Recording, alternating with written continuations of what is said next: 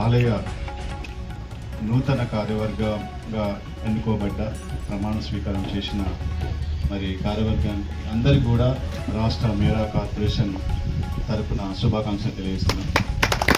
So వాస్తవానికి ఇక్కడ జైన్ మతం ఉంది. భారతదేశంలో ప్రపంచం నలుమూలల జైన్ మతస్థులందరూ కూడా నడుచుకుంటూ వస్తున్నారు. వచ్చి ఇక్కడ వారం రోజులు ఉండి తన మతానికి సంబంధించినటువంటి దేవుళ్ళను పూజించి ఆరాధించి వెళ్తున్నారు. మరి ఇక్కడ ప్రపంచ నలుమూలల జైన మతస్థులు వస్తున్నారు. ఇక్కడ పులనపాకంలో ఉన్నటువంటి వాళ్ళ మత గురువులని దేవతలని కూర్చొని మనకు కొలిచిపోతున్నారు. మరి మన మేరులకు కులగురువు కులదైవం, మన మేర జాతికి కులదైవమైనటువంటి శంకరదాసమయ్య గారి వందల సంవత్సరాల చరిత్ర ఉన్నటువంటి ఈ గుడి ఇక్కడ ఉన్నప్పుడు ఎందుకు మనం మేరోళ్ళు ఇక్కడికి లైన్ కట్టుకొని రావద్దు? ప్రశ్న.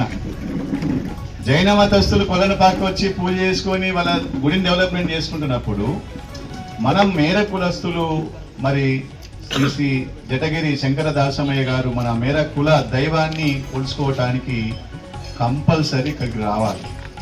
ఇవాళ ఇక్కడ ముందుగా నేను కొత్తకొండ కరుణాకర్ సార్ గారికి ఆయన చేస్తున్నటువంటి సేవా దృక్పథంతో ఈరోజు ఇంత పెద్ద ఎత్తున చుట్టూ కాంపౌండ్ పెట్టి గుడి డెవలప్మెంట్కు పూనుకున్నందుకు వాళ్ళ కుటుంబానికి, మేడంకి, సార్కి నేను మీ అందరి తరఫున వారికి ధన్యవాదాలు తెలియజేస్తున్నాను.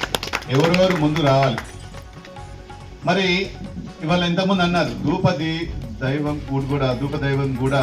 ధూపదీపం కూడా నైవేద్యం కూడా డబ్బులు లేవు. అయ్యవారి పూజకు కూడా అతనికి గౌరవ వేతనం లేనటువంటి దీనస్థితిలో మనం ఉన్నాము. వాస్తవానికి పక్కనే యాదాద్రి టెంపుల్లో యాదాద్రి గుడి దగ్గర 5 కోట్లతోటి మరి మన మేరు మందిరం కడుతున్నారు. ఇంకొక శంకరదాసమయ్య పేరు మీదనే 3 కోట్లు పెట్టి దగ్గర శంకరదాసమయ్య భవనం కడుతున్నారు. మరి శంకరదాసమయ్య గుడికి ఎందుకు గుడి కడతలేదు? శంకరదాసమయ్య గుడి ధూపదీప దైవం కోసం కూడా అయ్యవారికి జీతం ఇవ్వలేనటువంటి ఈ స్థితిలో ఉన్నామా? పక్కన 8 కోట్లు పెట్టి 2 భవనాలు కడుతున్నప్పుడు మనం ఎందుకు దీనికి సంకల్పం చేయకూడదు? ఎందుకు వాళ్ళని అడుగుతలేరు? శంకరదాసమయ్య భవనం పేరు మీద భువనం కట్టి ఎక్కడో 2 రోజులు ఉండిపోయి ఎంజాయ్ చేయడం కాకుండా మన శంకరదాసమయ్య నిలువెల్లు దైవం ఉన్నటువంటి ఈ దేవునికి ఎందుకు మురుపుకుంటలేరు అని చెప్పేసి మనం ప్రశ్నించుకోవాలి, అడగాలి. అంతే కదా? సో మరి నిజంగా మనం ఇంట్లో దీప దైవం అన్ని పెడుతున్నాం రోజు. ఇంతకుముందు మన మార్షెట్ లక్ష్మయ్య గారు వాస్తవానికి నిజం, ఆయన అసలు అభిషేకం చేయండి అన్నం ముట్టాడు, ఏది ముట్టాడు. ఇవాళ కూడా అసలు ఏం తినకుండానే వచ్చిన మాతోటి. ఇక్కడికి వచ్చిన తర్వాత అభిషేకం చేసినాక 2 అరటిపండ్లు కాజు తిన్నాడు.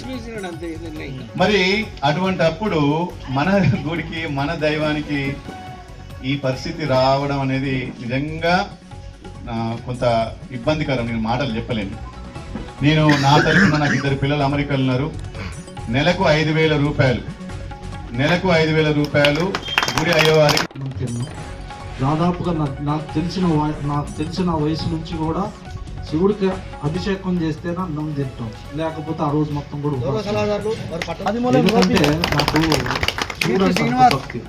ఈ యొక్క సన్నిధానంలో మనం కూర్చొని మాట్లాడుకున్నందుకు సాక్షాత్తు ఆ శంకరదాసమయ్య మనకి ఆశీర్వదించి మీ అందరితో ఇలా కూర్చోబెట్టి మీతో మాకు మాట్లాడుతున్నందుకు అవకాశం ఇచ్చినందుకు ఆ స్వామి గారికి కృతజ్ఞతలు తెలియజేస్తున్నాం. ఎందుకంటే మాకు శివుడికి దీపం నైవేద్యం చాలా ఇంపార్టెంట్. ఎందుకంటే పంచభూతాలు మొత్తం కూడా ఆయన చుట్టూ ఉంటాయి. ఏ ఒక్క రోజు కూడా అభిషేకం చేయకపోతే శివుడికి భక్తి. ఎందుకంటే పైన టాపు తెలుసు, పంచభూతాలు శివుడు చుట్టూ ఉంటాయి, నవనిధులు ఉంటాయి, కుబేరుడు ఉంటారు. తెల్లారుజాము లేవగానే సకల దేవతలు, 30 దేవతలు, అనంతకోటి దేవుళ్ళు, పంచభూతాలు మొత్తం కూడా శివుడిని దర్శనం చేసుకోవటానికి ఆయన చుట్టూ ఆయన లేచిండా లేవని సుప్రభాత సేవతోటి వాళ్ళందరూ ముందుండి ఆ శివుని అంతా పూజలు చేస్తారు. సకల దేవతలు చేయడం మన మానవులు ఆయన తలుచుకుంటే ప్రతినిత్యం మన ఆ శివుని తలుచుకుంటే శివుడు పోలీసెట్టుకోడు. ఎందుకు పోలీసెట్టుకోడు అంటే ఆయనకి అభిషేకం ఎందుకు చేయాలి అంటే యుద్ధంలో రాక్షసులకి దేవతలకి యుద్ధం జరిగినప్పుడు శివుడు అనుకున్న విషయాన్ని ఇచ్చినాం కాబట్టి దేవతలందరూ కూడా వారి యొక్క దేవతలు అయిపోయినారు, అసురులు అయిపోయినారు. చివరికి ఆ రాక్షసులు ఏమన్నారంటే, అయ్యా మీతో యుద్ధం చేసిన శివుడు గారు, మరి మా రాక్షసులైన మా పరిస్థితి ఏంటంటే మీకు కూడా నా యొక్క సంకల్ప బలంలో ఉత్తిష్టంతు భూత పిచాచ ఏతేషమై రోజున బ్రహ్మకర్మ సమారభే అంటే భూత పిచాచులారా